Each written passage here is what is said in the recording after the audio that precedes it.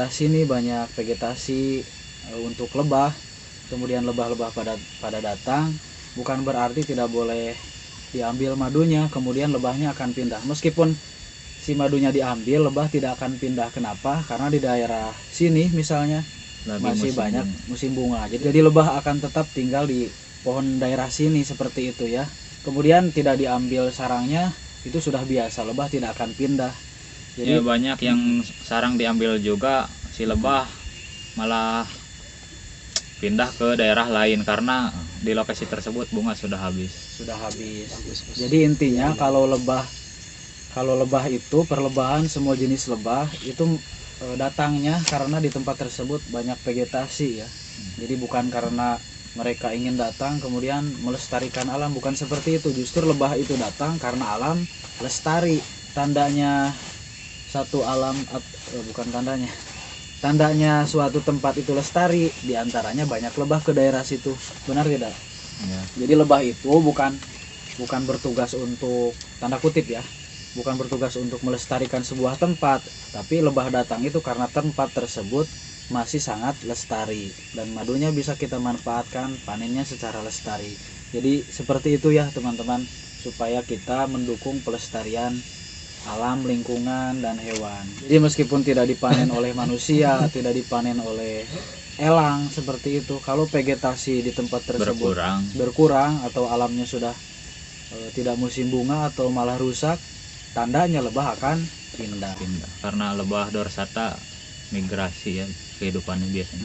Lumayan jauh ya migrasinya, bukan seperti api serana. Kalau api serana kan paling jauh berapa meter dari lokasi awal.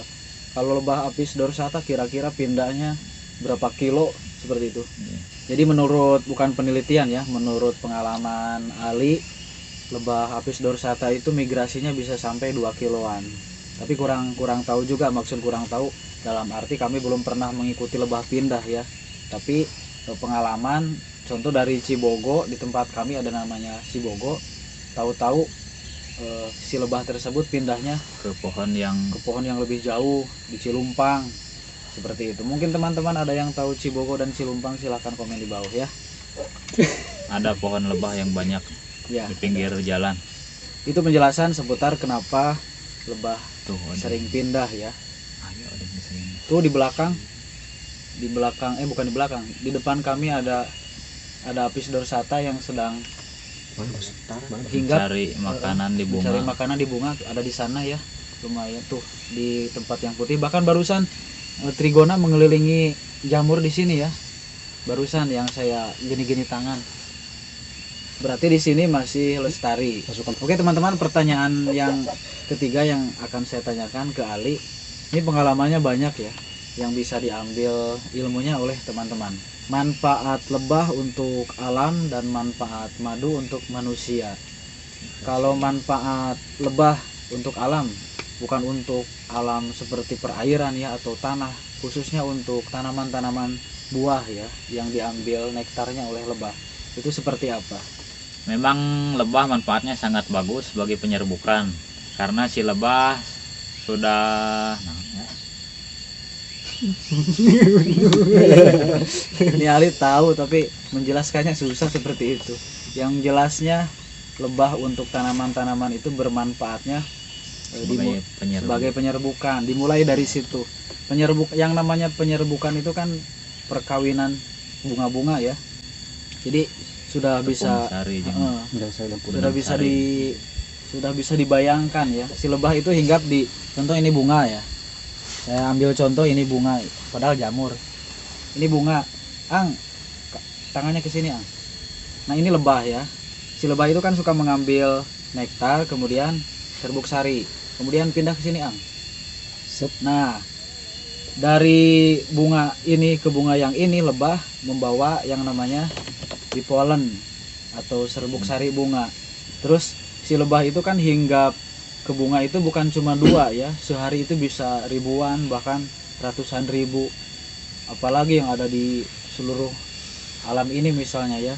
Jadi setiap hari yang namanya proses penyerbukan oleh lebah itu sangat banyak. Jadi manfaat lebah untuk tanaman-tanaman itu sudah jelas, untuk penyerbukan ya, untuk pengawinan bunga-bunga, untuk membantu untuk penyerbukan. membantu ya. Otomatis seperti pohon yang mengandung buah-buahan, bukan mengandung ya, kayak manusia yang menghasilkan buah-buahan. Nah, di situ lebah sangat berpengaruh.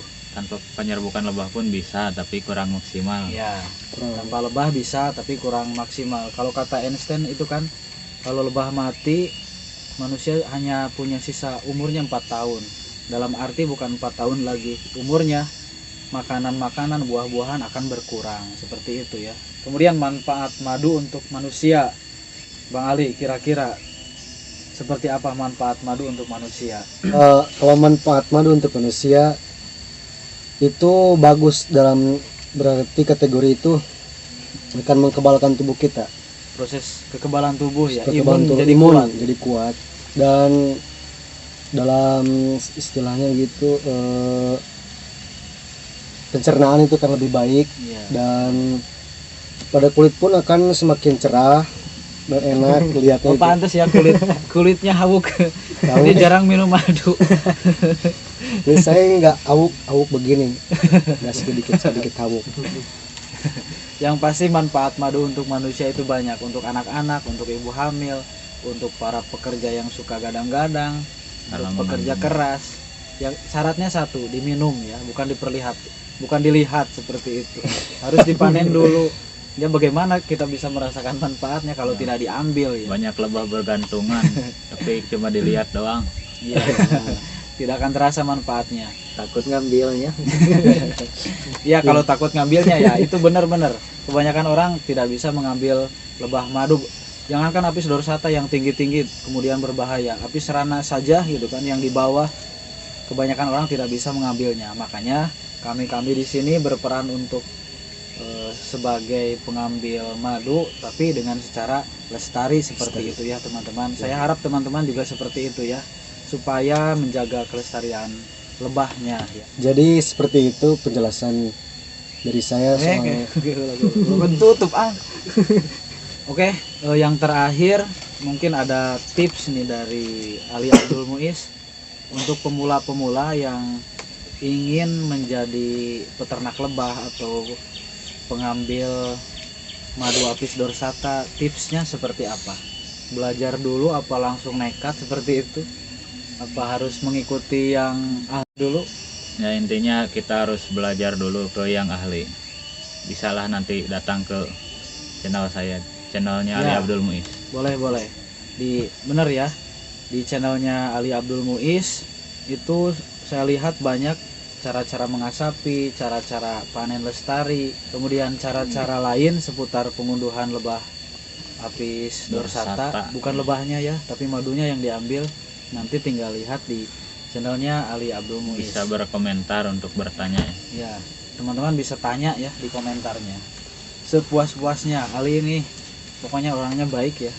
Baik dalam arti mau membantu. Kebanyakan di daerah sini itu yang saya tahu, pas ingin belajar mengambil lebah madu apis dorsata ya, madunya yang diambil itu kebanyakan menakut-nakuti, bahkan tidak tahu caranya. Ada yang harus punya bacaan apalah, harus puasa 40 hari lah.